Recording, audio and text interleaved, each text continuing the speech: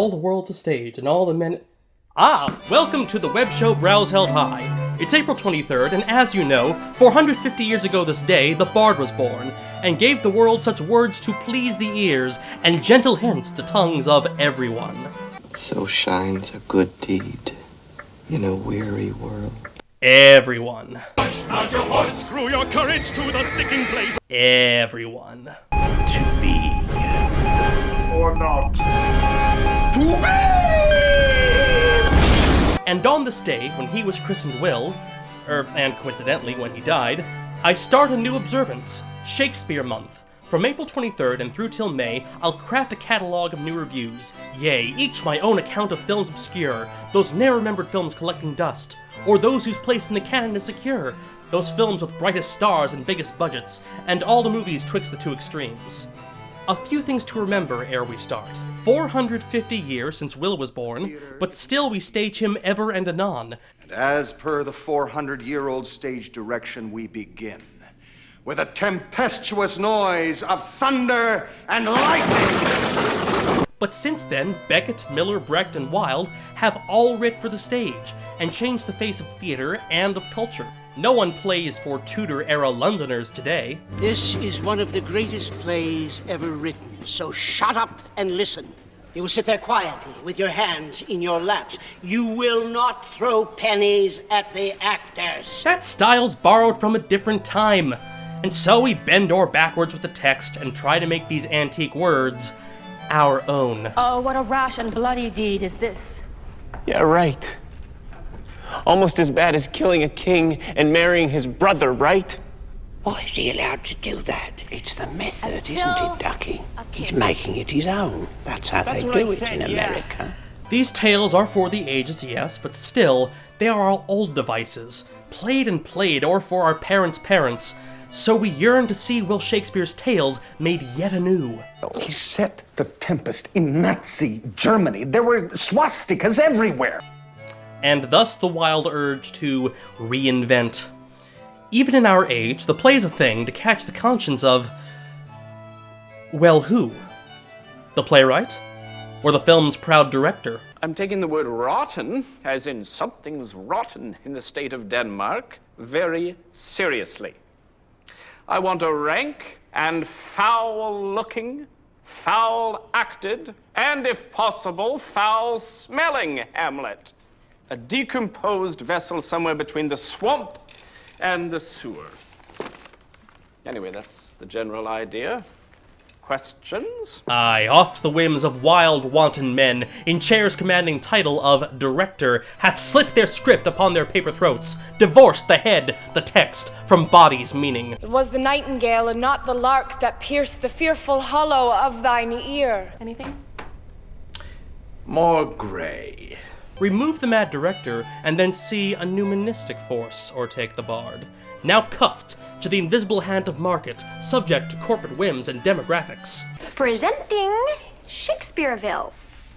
Let me introduce you to a dream. It's a dream of a theatrical wonderland where middle-income families can come and enjoy the world of theater in a non-threatening atmosphere of accessibility and comfort. With each new movie made of Shakespeare's plays, a new cast, new interpretations bring. And players, some old tyrants of the form. What a lady, if only to go warm where gorgeous, why nature needs not what thou gorgeous wears, which scarcely keeps thee warm. But for true need, you heavens, give me that patience I need. You hear the verse! Some knaves who can't tell awful from Ophelia. And will not come again. No, no, he is dead. Go to thy deathbed. Stop. For God's sake, stop. Some who praise old Will, and some who can't. But mark me, in each movie there is love, for none can stage the bard unless they make their hearts as unto oceans vast and deep. Ben Jonson wrote, "He is not of an age, but for all time." And this is well and true. His popularity has never waned. O'er centuries we've learned his lessons well. You are so sick of the world and all the people in it, you just wish you could melt. Stay up left of Laertes on your entrance. I'm gonna throw up. Use it. His characters, his tales, they alchemize. and turn his players into lime and stone. Unto 1,000 smaller atlases they spend their lives supporting Shakespeare's globe. What about that Troilus and Cressida in 72, remember? Oh, yes, Christ! The one where we were all in drag, and the gang rape at the end. People fled. Then some are petrified into that plinth, and spend eternity in that great sphere. It was Oliver himself who requested that his flesh be removed and that his skull be used in all future productions of Hamlet. Because, to play the bards, to make a human, we've made the works of Shakespeare secular scripture. We worship not a god, but modern man, his joy and sorrow rounded by the word. It is a storm of color and sound, a dense, unnatural storm. And we see it in glimpses, in flashes, as Miranda would have seen it. We see fragments of the horror, and our minds provide the details. We see the crew struggling to save the ship. Alonso, Sebastian, Antonio run below deck. Let us all sing with our king, Antonio. In each retelling, these our myths are told. In each retelling, we make new of old. Lights churn and swell like the sea. Nuts. Take 5, everybody. And by the way, these clips I used are from a great Canadian show called Slings and Arrows. The show's about a Shakespeare festival and things that people do to keep it running. Go look for it on DVD, it's great. It has some actors stabbing each other. I'm going to kill you.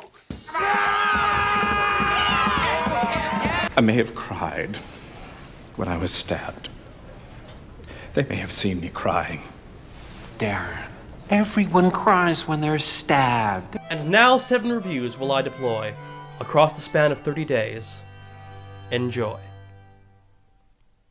And I am not doing this whole month in I Am a Pentameter. I mean, no. Only understudy, I think it's only right.